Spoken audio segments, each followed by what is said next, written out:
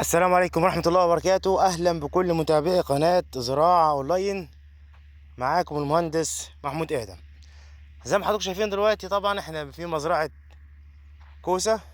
زي ما انتم شايفين كده ما شاء الله مساحة كبيرة زارعينها كوسة. طيب هنقول مع بعض ايه المشاكل اللي هتواجهنا أو المشاكل اللي هتواجه عموما المزارعين خلال الفترة ديت عشان نتفاداها، وعشان الموضوع ما يزيدش معانا ويأثر على المحصول كما ونوعا.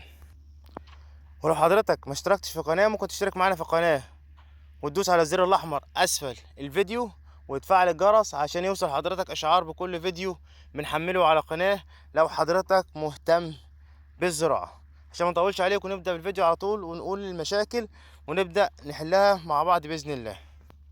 أول مشكلة في الأراضي، بالذات الأراضي الجديدة، اللي هي الملوحة. طبعا القرعيات، طبعا الكوسة من عائلة قرعية وبتحب الارض تكون كويسه والميه بتاعتها تكون كويسه علشان ما يحصلش عندك نقص كالسيوم، او الثمره تكون لونها فاتح بالنسبه للاصناف الغامقه وتكون بياعه في السوق. طبعا طيب احنا المفروض نعمل ايه؟ بنسمد كل 15 يوم تسميد معالج ملوحه، وبعدها على طول بنسمد منشط جذور. يبقى كده دي اول نقطه. لو عندنا مشكله في الملوحه يبقى بنسمد معالج ملوحه، وبعدها بيومين بالظبط بنسمد تسميدة منشط جذور.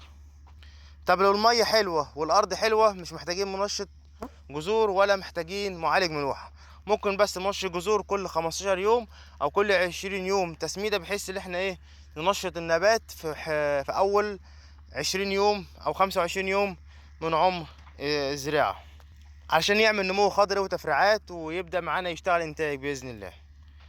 النقطة التانية بقى الذبابة.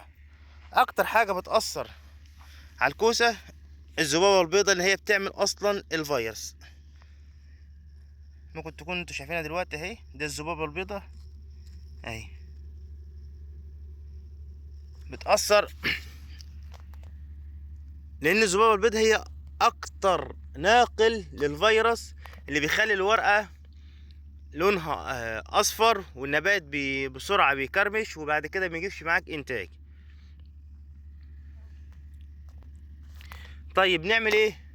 بنسمد تسميد اميدا كوربرايت اول اسبوع من الزراعه، وبعد كده نبدا بقى رش اكتره مع موزبلان ونرش مركبات بقى حشري زي الافسكت. الحاجات دي كلها بنغير المواد الفعاله. هي الحشري لازم تغير الماده الفعاله، ما ترشش مادتين ورا بعض نفس الماده الفعاله في الكوسه علشان من الحشره ما تاخدش معاك مناعه. ده بالنسبه للذبابه البيضاء. النقطه اللي بعد كده هي البياض الدقيقي.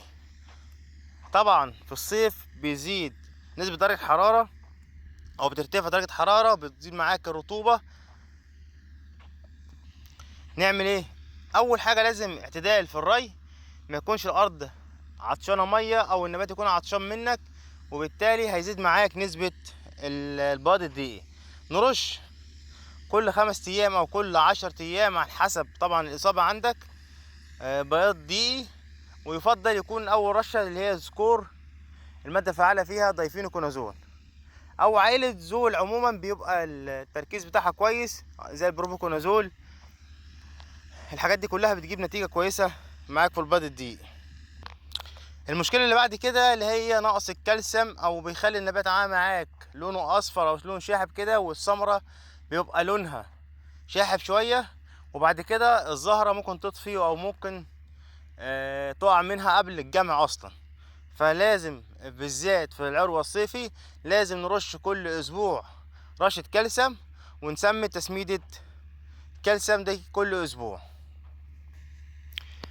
وبكده نكون خلصنا الفيديو. لو حضراتكم عايزين برامج تسميد للكوسة اكتبوا لنا في التعليقات تحت لو عايزين برامج تسميد او نكمل عمر النباتات مع بعض في التعليقات اسفل الفيديو. دمتم في حفظ الله، والسلام عليكم ورحمة الله وبركاته.